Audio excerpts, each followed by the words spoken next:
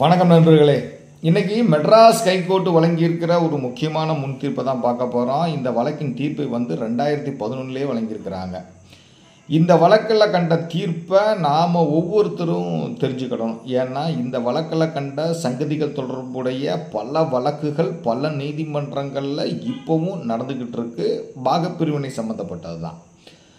முக்கியமாக இந்த வழக்கில் என்ன டிஸ்கஸ் பண்ணியிருக்காங்கன்னா, பூர்வீக சொத்தை தந்தை ஏலினேஷன் பண்ணிட்டா, விற்பனையோ அல்லது தான செட்டில்மெண்ட்டோ ஏதோ ஒன்று தந்தை ஏலினேஷன் பண்ணிட்டால் அதனை பொறுத்து எவ்வளோ நாளைக்குள்ளே வழக்கு தாக்கல் செய்யணும், லிமிட்டேஷன் என்ன அப்படிங்கிற விஷயத்தை தான் முக்கியமாக இந்த வழக்கில் டிஸ்கஸ் பண்ணியிருக்காங்க. எந்த ஒரு வழக்கை தாக்கல் செய்வதற்கும் லிமிட்டேஷன் உண்டு.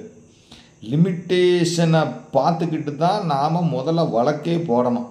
ஏன்னா மெயின் கிரவுண்டு நாம் தாக்கல் செய்கிற வழக்கானது லிமிட்டேஷனில் அடிபட்டுறக்கூடாது. இந்த வழக்கில் கூடுதலாக சில விஷயங்களையும் டிஸ்கஸ் பண்ணியிருக்காங்க. எப்படி பண்ணியிருக்காங்க, என்ன பண்ணியிருக்காங்க அப்படின்னா, இப்போ நாம் ஒரு டாக்குமெண்ட்டை பொறுத்து செட்டசைட் பண்ணவோ அல்லது செல்லாது என்று அறிவிக்க கோரியோ வழக்கு தாக்கல் செய்வோம். அப்போ நம்ம பொதுவாக என்ன சொல்வோம், அந்த டாக்குமெண்ட்டை எங்கள் அப்பாவை ஏமாற்றி எழுதி வாங்கிட்டான், அல்லது வற்புறுத்தி எழுதி வாங்கிட்டான், அல்லது மிரட்டி எழுதி வாங்கிட்டான், இப்படிங்கிற மாதிரி காரணங்கள் சொல்லி அந்த டாக்குமெண்ட்டை நீங்கள் செல்லாதுன்னு அறிவிங்க அப்படின்னு சொல்லி நாம் பரிகாரம் கேட்போம். இதுக்கு லிமிட்டேஷன் என்ன, 3 years. எப்போ டேட் ஆஃப் நாலேஜ். எப்போ ஒரு டாக்குமெண்ட்டை பொறுத்து நாம் செல்லாது என்று அறிவிக்க கோரி ஒரு பரிகாரம் கேட்பதற்கோ அல்லது செட்டசைட் பண்ணுவதற்கோ லிமிட்டேஷன் கிடையாதுன்னா அந்த டாக்குமெண்ட்டு வாய்டு டாக்குமெண்ட்டாக இருக்கும் பட்சத்தில் அதுக்கு லிமிட்டேஷன் ஆக்டு அப்ளை ஆகாது. நிறைய முன் தீர்ப்புகள் இருக்குது. இப்போ பொதுவாக நம்ம டாக்குமெண்ட்டை பொறுத்து மிரட்டி எழுதி வாங்கிட்டான், வற்புறுத்தி எழுதி வாங்கிட்டான், அல்லது ஃப்ராடுத்தனம் பண்ணி எழுதி வாங்கிட்டான், அல்லது மிஸ்ரெப்ரேஷனாக எழுதி வாங்கிட்டான் இப்படின்னு நம்ம சொல்லி வழக்கு போடுறோம் பார்த்தீங்களா. இப்போ இந்த வார்த்தைகளுக்கான விளக்கம் எந்த சட்டத்தில் இருக்குது? மோசடி, ஃப்ராடுக்கான விளக்கம் எந்த சட்டத்தில் சொல்கிறாங்க? வற்புறுத்தி எழுதி வாங்கிட்டான்னு நம்ம சொல்கிறோம். அப்போ அந்த வற்புறுத்தல் அப்படிங்கிறதுக்கான அந்த வார்த்தைக்கான விளக்கம் எந்த சட்டத்தில் இருக்குது? தகாத செல்வாக்கை பயன்படுத்தி எழுதி வாங்கிட்டான்னு நம்ம சொல்லுவோம். அப்போ அந்த தகாத செல்வாக்கிற்கான விளக்கம் எந்த சட்டத்தில் இருக்குது அப்படிங்கிற விஷயத்தையும் இந்த வழக்கில் டிஸ்கஸ் பண்ணியிருக்காங்க. கூடுதலாக பல சங்கதிகளை டிஸ்கஸ் பண்ணியிருக்காங்க. அதாவது ஒப்புக்கொள்ளப்பட்ட உண்மைகளை பொறுத்த வரைக்கும் ஆவண சாட்சியங்கள் மூலம் அதை நிரூபிக்க வேண்டியதில்லை அப்படின்னு சொல்லியிருக்கிறாங்க. நம்ம நேரடியாக வழக்கின் சுருக்கத்துக்குள்ளே போவோம். ஏன்னா நம்ம சேனலில் போடுற தீர்ப்புகள் ரொம்ப நேரம் எடுக்குது அப்படின்னு சொல்லி சிலவங்க மொக்கையான கமெண்ட்ஸ் எல்லாம் போடுறாங்க. என்ன போடுறாங்கன்னா, ஒரு சாதாரண விஷயம் இதை சொல்லதுக்கு இவ்வளோ நேரமா அப்படின்லாம் கேட்குறாங்க. நமக்கு பழக்கம் எப்படின்னா, நான் படித்து தான் உங்களுக்கு சொல்கிறேன், நான் அப்படியே காப்பி பண்ணி உங்களுக்கு எதையும் சொல்லலை. முதல்ல நான் ஒரு தீர்ப்பை சேனலில் போடுறேன் அப்படின்னா முதல்ல நான் படித்து கின்ஸ் எடுக்கிறேன். அந்த தீர்ப்புகளை நான் நோட் பண்ணி வச்சுக்கிறேன். அதுக்கப்புறம் எனக்கு புரிஞ்ச பிறகு தான் நான் உங்களுக்கு சொல்கிறேன். நான் வெறுமனே 2 நிமிஷத்தில் ஒரு வீடியோவை போட்டு விளக்கத்தை நான் கொடுக்கணும் அப்படின்னா அந்த கேஸே இந்த வீடியோவை பார்க்குற யாருக்குமே புரியாது. பொதுமக்களுக்கும் புரியாது, ஜூனியர் அட்வொகேட்ஸுக்கும் புரியாது, எந்த ஒரு அட்வொகேட்ஸுக்கும் நாம் என்ன சொல்கிறோம் அப்படிங்கிற விஷயமே தெரியாது. அதனால தான் கொஞ்சம் விளக்கமாக டீட்டெயிலாக சொன்னோம்னா எல்லோருக்கும் ஈஸியாக டக்குன்னு மனசில் நின்றுக்கிடும். நேரடியாக வழக்கின் சுருக்கத்துக்குள்ளே போவோம். நம்ம பார்க்க போகிற விஷயம் ஒரே விஷயந்தான். பூர்வீக சொத்தை தந்தன் ஏலினேஷன் பண்ணிட்டால் அதனை பொறுத்து நடவடிக்கை எடுப்பதற்கான லிமிட்டேஷன் என்ன, அதுக்கு லிமிட்டேஷன் உண்டா அப்படிங்கிற விஷயத்தை தான் முழுக்க அந்த வழக்கில் டிஸ்கஸ் பண்ணியிருக்காங்க. இந்த வழக்கில் கண்ட வாதியின் பெயர் விஸ்வநாதன். பிரதிவாதிகள் 4 பேர் இருக்கிறாங்க. ராமானுஜம், வேதம், சாந்தா, அஞ்சம்மாள். இந்த வாதியும் பிரதிவாதிகளும் உடன் பிறந்த சகோதரன் சகோதரிகள். ஆக மொத்தத்தில் இந்த வழக்கானது ஒரு குடும்பத்துக்குள்ள சகோதரன் சகோதரிகளுக்கு இடையே தான் நடக்குது. இப்போ இந்த வாதியானவர் கீழமை நீதிமன்றத்தில் ஒரு பிளைண்ட்டு போடுறாரு. அந்த பிளைண்ட்டில் அவர் என்ன சொல்கிறாருன்னா, இந்த வழக்கில் கண்ட பிரதிவாதிகள் என் உடன் பிறந்த சகோதரன் சகோதரிகள். எங்கள் அப்பா பேர் கோவிந்தசாமி பிள்ளை. இந்த வழக்கில் கண்ட சொத்துக்கள் எங்கள் அப்பாவுக்கும் எங்களுக்கும் பாத்தியப்பட்ட பூர்வீக இந்து கூட்டு குடும்ப சொத்துக்கள். எங்கள் அப்பா 1988 இறந்து போயிட்டார். எங்கள் அம்மா எங்கள் அப்பா இறப்பதற்கு முன்பாகவே இறந்து போயிட்டாங்க. நானும் 1ஆம் பிரதிவாதியும் தான் இந்த குடும்ப சொத்துக்களில் நிர்வகிச்சுட்டு வந்தோம். பிறப்பாலே இந்த வழக்கு சொத்துலேயே எங்களுக்கு பங்கு உண்டு. அதுபோக 15/2/1954 எழுதி வைத்த உயிலின் அடிப்படையிலும் பிறப்பின் அடிப்படையிலும் எனக்கு இந்த வழக்கு சொத்துக்களில் 3/1 பாகம் உண்டு. 1ஆவது பிரதிவாதிக்கு 3/1 பாகம் உண்டு. எங்கள் அப்பாவுக்கு 3/1 பாகம் உண்டு. எங்கள் அப்பா அவருக்குரிய 3/1 பாகத்தை பொறுத்த வரைக்கும் எந்த டாக்குமெண்ட்டும் எழுதாமல் இறந்து போயிட்டார். அதனால் எங்கள் அப்பாவுக்குரிய 3/1 பாக சொத்துலையும் எனக்கு 5/1 பாகம் உண்டு. ஆக மொத்தத்தில் இந்த வழக்கு சொத்தில் எனக்கு 15/6 பாகம் உண்டு. 1ஆவது பிரதிவாதிக்கு 15/6 பாகம் உண்டு. 2 முதல் 4 பிரதிவாதிகளுக்கு 15/4 பாகம் உண்டு. என்னுடைய பாகத்தை பிரித்து தர கேட்டேன். ஆனால் அந்த பிரதிவாதிகள் பிரித்து தர மறுத்துட்டாங்க. அதனால் வழக்கு சொத்தில் கண்ட என்னுடைய 15/6 பாகத்தை பிரிக்கணும்னு கேட்டு வழக்கு போடுறார். அப்போ சூப்பர் பார்ட்டிஷன். அப்போ வாதியோட பிளைண்ட்லேருந்து என்ன தெரியுது? ஒரு உயில் ஒன்று இருக்குது. அந்த உயிலில் இந்த வாதிக்கு 3/1 பங்கு ஒதுக்கிடுறாங்க. 1ஆவது பிரதிவாதிக்கு 3/1 பாகம் ஒதுக்கிடுறாங்க. தந்தைக்கு 3/1 பாகம் ஒதுக்குறாங்க. இதுலேருந்து என்ன தெரியுது? 2 முதல் 4 பிரதிவாதிகள் பெண் பிள்ளைகளாக வந்திருக்கிறாங்க. இப்போ அப்பா சொத்து 3/1 பாகத்தை பொறுத்து தான் இந்த வழக்கு நடக்குது. இப்போ 1ஆவது பிரதிவாதி ஒரு ஸ்டேட்மெண்ட் போடுறார் வாதியினுடைய வழக்குரைக்கு. அவர் என்ன சொல்கிறாருன்னா, எங்கள் குடும்பத்திற்கு பாத்தியப்பட்ட ஒரு ரைஸ் மில்லும் அதனை சுற்றியுள்ள காலி இடமும் இருக்குது. அந்த சொத்தும் பூர்வீக சொத்து. அந்த ரைஸ் மில்லையும் காலி இடத்தையும் எங்கள் அப்பாவை ஏமாற்றி இந்த வாதி அவர் பேருக்கு கிரயம் வாங்கிட்டார். ரைஸ் மில்லையும் காலி இடத்தையும் வாதிக்கு கிரயம் கொடுக்க எங்கள் அப்பாவுக்கு உரிமையே கிடையாது. ஏன்னா அந்த ரைஸ் மில்லையும் காலி இடத்துலையும் எனக்கும் பங்கு இருக்குது. ஆனால் வாதி அந்த ரைஸ் மில்லையும் அந்த காலி இடத்தையும் இந்த வழக்கில் சேர்க்காமல் வழக்க போட்டிருக்காரு. அந்த ரைஸ் மில்லும் அந்த காலி இடமும் இந்த வழக்கில் சேர்க்கப்படணும். அப்படி சேர்க்காமல் தாக்கல் செஞ்சிருக்கும் இந்த வாதியின் வழக்கு சட்டப்படி செல்லாது. இந்த வாதி எங்கள் அப்பாவை ஏமாற்றி ரைஸ் மில்லையும் காலி இடத்தையும் கிரயம் எழுதி வாங்கிட்டார். இந்த விஷயம் தெரிய வந்த உடனே எங்கள் அப்பா நேம் டிரான்ஸ்ஃபர் எதுவும் வாதியின் பேருக்கு பண்ணக்கூடாதுன்னு சொல்லி சம்மந்தப்பட்ட அதிகாரிகளுக்கு கோரிக்கை மனுவெல்லாம் கொடுத்துருக்கிறாரு. அப்படி பிரச்சனை நடந்ததுக்கப்புறம் எங்களுக்குள்ள 11/7/1998 ஒரு பஞ்சாயத்து நடந்துச்சு. அந்த பஞ்சாயத்தின் அடிப்படையில் இறுதியாக நாங்கள் ஒரு பாக கூர்ச்சீட்டை எழுதிக்கிட்டோம். அந்த பாக கூர்ச்சீட்டில் நானும் கையெழுத்து போட்டிருக்கேன், இந்த வாதியும் கையெழுத்து போட்டிருக்காரு. அந்த பாக கூர்ச்சீட்டில் கண்ட ஏ ஷெட்யூல் ப்ராப்பர்ட்டியை வாதிக்கு ஒதுக்கிட்டாங்க, பி ஷெட்யூல் ப்ராப்பர்ட்டியை எனக்கு ஒதுக்கிட்டாங்க. கொஞ்சம் சொத்துக்களை 2 முதல் 4 பிரதிவாதிகளுக்கு ஒதுக்கிட்டாங்க. அதனால் அந்த வழக்கு சொத்துக்களை குறித்து ஏற்கனவே பாகப்பிரிவினை ஆகிப்போச்சு. அந்த பாகப்பிரிவினையும் 1998 ஆகிப்போச்சு. அதனால் 2வதாக வாதி பாகப்பிரிவினை கேட்டிருக்கும் இந்த தாவா வழக்கானது சட்டப்படிக்கு செல்லாது. 2வது ரைஸ் மில்லையும் அதனுடைய காலி இடத்தையும் இந்த வழக்கில் சேர்க்காமல் வாதி தாக்கல் செஞ்சிருக்கும் இந்த வழக்கம் சட்டப்படிக்கு செல்லாது. அதனால் வாதியினுடைய வழக்கை தள்ளுபடி பண்ணுங்க அப்படின்னு சொல்லி ஒரு ஸ்டேட்மெண்ட் போடுறாரு. இந்த 2 முதல் 4 பிரதிவாதிகள் ஒரு ஸ்டேட்மெண்ட் போடுறாங்க. அவங்க வாதி வழக்கில் சொல்லியிருக்கபடி இந்த வழக்கு சொத்தில் எங்களுக்கு 15/1 பாகம் இருக்குது, அதை பிரித்து தாங்கன்னு சொல்லி அதுக்கு கோர்ட் ஃபீ கட்டிடுறாங்க. நீதிமன்றம் இஷ்யூஸு ஃப்ரேம் பண்ணுறாங்க. என்டையர் வழக்கையும் விசாரித்த வாதி தரப்பில் ஒரு விட்னஸ் விசாரிக்கப்படுறாங்க. 7 டாக்குமெண்ட்ஸ் குறியீடு செய்யப்படுகிறது. பிரதிவாதிகள் தரப்பில் ஒரு விட்னஸ் விசாரிக்கிறாங்க. 6 டாக்குமெண்ட்ஸ் குறியீடு செய்யப்படுகிறது. என்டையர் வழக்கையும் விசாரித்த விசாரணை நீதிமன்றம் சூட்டை டிகிரி பண்ணுறாங்க. எப்படி டிகிரி பண்ணுறாங்கன்னா அந்த வழக்கு சொத்துக்களில் வாதிக்கு 15/6 பாகம் உண்டு, 2 முதல் 4 பிரதிவாதிகளுக்கு 15/3 பாகம் உண்டு அப்படின்னு சொல்லி தீர்ப்பளிச்சிடுறாங்க. அதனை எதிர்த்து 1வது பிரதிவாதி முதல் மேல்முறையீடு பண்ணுறார். முதல் மேல்முறையீடு நீதிமன்றம் என்ன சொல்கிறாங்க? ரைஸ் மில்லும் காலிமனையும் பூர்வீக சொத்து தான். அதனால் அந்த சொத்துலையும் இந்த வாதிக்கும் பிரதிவாதிக்கும் 1வது பிரதிவாதிக்கும் ஈக்குவல் ஷேர் இருக்குது. வாதி வாங்கியிருக்கிற கிரயப்பத்திரம் சட்டப்படி செல்லாது. ஏன்னா பூர்வீக சொத்தை கிரயம் கொடுப்பதற்கு தகப்பனாருக்கு உரிமை கிடையாது. அதனால் அந்த சொத்துக்களும் பார்ட்டிஷன் செய்யப்பட வேண்டும் அப்படின்னு சொல்லி மாடிஃபை பண்ணிடுறாங்க.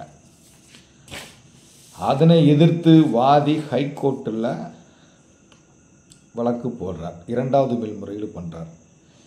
இந்த வாதி தரப்பில் ஆஜரான வழக்கறிஞர் முக்கியமாக என்ன சுட்டி காட்டுறாரு அப்படின்னா, ரைஸ் மில்லும் காலி இடமும் எங்கள் அப்பாவினுடைய தனிப்பட்ட சொத்து, அது பூர்வீக சொத்து கிடையாது. அதனால் இந்த பார்ட்டிஷியனில் அந்த ரைஸ் மில்லையும் அந்த காலி இடத்தையும் சேர்க்கணும்னு அவசியம் இல்லை. ஏன்னா ரைஸ் மில்லையும் காலி இடத்தையும் எங்கள் அப்பா எனக்கு கிரையம் கொடுத்துட்டார். இந்த 1ஆம் பிரதிவாதி என்ன சொல்கிறாரு, இந்த ரைஸ் மில்லும் காலி இடமும் பூர்வீக சொத்து, எங்கள் அப்பாவை நான் ஏமாற்றி வாங்கிட்டேன்னு சொல்கிறாரு.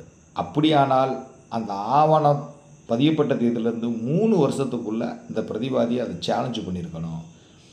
ஆனால் அவர் எந்த சேலஞ்சும் பண்ணலை. அதனால் வாதியினுடைய இந்த பிளியானது லிமிட்டேஷனில் அடிபடுது. ஆனால் இதை கன்சிடர் பண்ணாமல் முதல் மேல்முறையீட்டு நீதிமன்றம் தீர்ப்பை மாடிஃபை பண்ணியிருக்கிறது தப்பு அப்படின்னு சொல்லி வாதாடுறாங்க. இருதரப்பு வாதங்களையும் கேட்ட ஹைகோர்ட் என்ன சொல்கிறாங்க, இந்த வழக்கில் ஒரே பிரச்சனை என்ன, வாதி பார்ட்டிஷன் கேட்டு சுட்டு போடுறார், பிரதிவாதிகள் எல்லாருமே அட்மிட் பண்ணிக்கிறாங்க. ஆனால் ஒரே ஒரு டிஃபென்ஸ் 1ஆம் பிரதிவாதி என்ன வைக்கிறாருன்னா, ரைஸ் மில்லும் அதனை சார்ந்த நிலமும் இந்த வழக்கில் சேர்க்கப்படலை, அது பூர்வீக சொத்து, ஆனால் அப்பா கிட்ட இருந்து வாதி அதை மோசடியாக ஏமாற்றி எழுதி வாங்கிட்டாருன்னு ஒரு பிளீ எடுக்கிறாரு. அதனால் அதையும் சேர்த்து பாகம் பிரிக்கணும்னு கேட்குற ஒரே கேள்வி தான். அப்போ இந்த வழக்கில் தீர்மானிக்கப்பட வேண்டிய ஒரே பிரச்சனை, ரைஸ் மில்லும் அந்த காலி இடமும் முதல்ல பூர்வீக சொத்தா அல்லது தந்தைக்கு பாத்தியப்பட்ட தனிப்பட்ட சொத்தா அப்படிங்கிற ஒரு விஷயத்தை தான் இந்த வழக்கில் டிசைட் பண்ணணும். இப்போது ஹைகோர்ட் என்ன சொல்கிறாங்கன்னா, வாதி பாகப்பிரிவினை கேட்டு வழக்கை தாக்கல் செஞ்சிருக்கிறார். பிரதிவாதி என்ன சொல்கிறாரு, ரைஸ் மில்லும் அதனை சேர்ந்த காளிமனையும் பூர்வீக சொத்துக்கள், அதனால் அவைகளையும் சேர்த்து பார்ட்டிஷன் பண்ணணும் அப்படின்னு சொல்கிறார். ரைஸ் மில்லும் காலி இடமும் சேர்த்து மொத்தமாக 8 சென்ட்.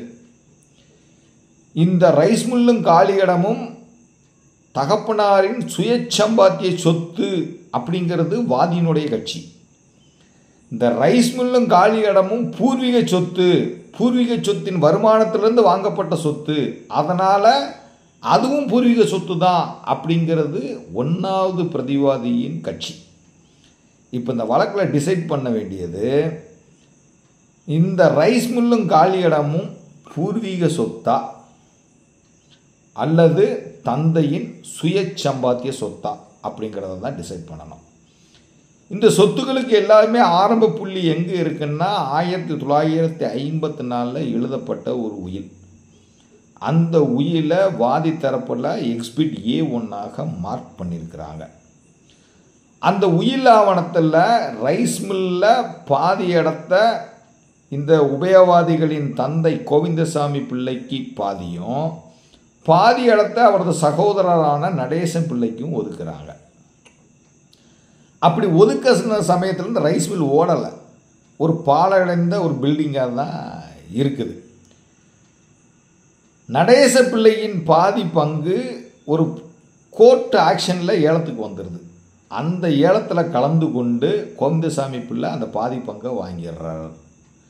அதனால் ரைஸ் மில்லும் அதனை சார்ந்த இடமும் தந்தைக்கு மட்டும் பாத்தியப்பட்ட சுயச்சம்பாத்திய சொத்து. அந்த சொத்தை 1984 தந்தை வாதிக்கு விற்பனை செஞ்சிட்டார். இந்த விஷயத்தெல்லாம் கன்சிடர் பண்ணி தான் கீழமை நீதிமன்றம் என்ன சொல்லிடுறாங்க, ரைஸ் மில்லும் அதனுடைய காலி இடமும் இந்த தாவா வழக்குக்கு தேவையான சொத்து கிடையாது அப்படின்னு சொல்லி இதை விளக்கிடுறாங்க. ஆனால் கீழமை மேல்முறையீட்டு நீதிமன்றம் என்ன சொல்கிறாங்க, கூட்டு குடும்பத்தின் கருவில் இருந்து தான் அந்த சொத்து வாங்கியிருக்கணும், அதனால் அதையும் கூட்டு குடும்ப சொத்தாக தான் கருதணும், அதனால் தந்தைக்கு அதை கிரைம் செய்து கொடுப்பதற்கு உரிமை இல்லை, அது ஒரு வேலிடு டாக்குமெண்ட் கிடையாதுன்னு சொல்லி அதுலேயும் பங்கு கொடுக்கணும்னு சொல்லி தீர்ப்பளிச்சிருக்கிறாங்க. கோவிந்தசாமி பிள்ளை 1984 ரைஸ் மில்லையும் அந்த காலி இடத்தையும் வாதிக்கு கிரைம் செஞ்சு கொடுத்துட்டார்.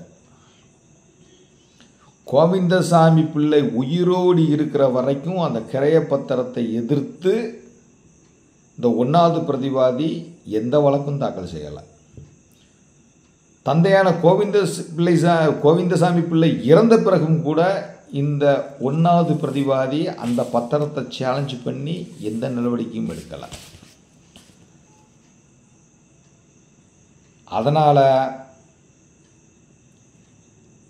அதனால் இந்த 1வது பிரதிவாதி சொல்கிற கட்சியை வந்து ஏற்றுக்கிட முடியாது. Limitation act article 109 limitation act article 109 படி பூர்வீக சொத்து தந்தையால் ஏலினேஷன் செய்யப்பட்டால் அதனை பொறுத்து நடவடிக்கை எடுப்பதற்கான கால வரம்பு வந்து 12 வருஷம். 1984 தந்தை வாதிக்கு கரை எழுதி கொடுத்துட்டாரு. ஆனால் 1வது பிரதிவாதி 12 வருடங்களை கடந்த பின்னரும் கூட அந்த பத்திரத்தை சேலஞ்ச் பண்ண எந்த முயற்சியும் எடுக்கலை, எந்த ஸ்டெப்பும் எடுக்கலை. கோவிந்தசாமி பிள்ளை உயிரோடு இருக்கிற வரைக்கும் அந்த பத்திரத்தை சேலஞ்சு பண்ணலை. அவர் செத்த பிறகும் கூட சேலஞ்சு பண்ணலை. வாதி வழக்கை தாக்கல் செஞ்ச பிறகு தான் இப்படி ஒரு டிஃபென்ஸ் எடுக்கிறாங்க. அதனால் 1வது பிரதிவாதியின் டிஃபென்ஸ் ஆனது லிமிட்டேஷனில் அடிபடுது, ஆர்டிக்கல் 109 அடிபடுதுன்னு சொல்லி இந்த வாதி தாக்கல் செஞ்சிருக்கிற 2வது மேல்முறையீட்டை அனுமதித்து உயர்நீதிமன்றம் உத்தரவிட்டிருக்காங்க. அதுபோக இந்த வழக்கில் நான் சொன்னேன் பார்த்தீங்களா, ஃப்ராடுக்கான விளக்கம் என்ன, மிஸ்ரெப்ரசன்டேஷனுக்கான விளக்கம் என்ன, தகாத செல்வாக்குக்கான விளக்கம் என்ன, வற்புறுத்தலுக்கான விளக்கம் என்ன அப்படிங்கிறத இந்த வழக்கில் ஒரு பேராகிராஃபில் சொல்லியிருக்காங்க. இந்தியன் கான்ட்ராக்ட் ஆக்ட் பிரிவு 15, 16, 17, 18, 19 ஆகிய பிரிவுகள் வந்து இந்த மேற்சொன்ன விஷயங்களுக்கான விளக்கத்தை வந்து சொல்லுது.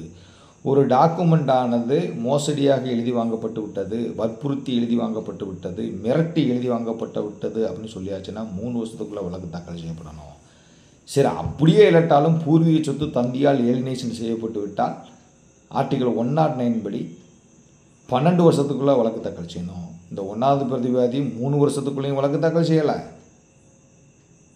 ஆர்டிக்கல் 109 பிரகாரம் 12 வருஷத்துக்குள்ளேயும் வழக்கு தாக்கல் செய்யலை. அதனால் இந்த 1வது பிரதிவாதியின் கட்சியை வந்து ஏற்க முடியாதுன்னு குறிப்பாக சொல்லியிருக்கிறாங்க. மொத்தத்தில் இந்த வழக்கு தீர்ப்புலேருந்து நாம் என்ன தெரிஞ்சுக்கிடணும் அப்படின்னா,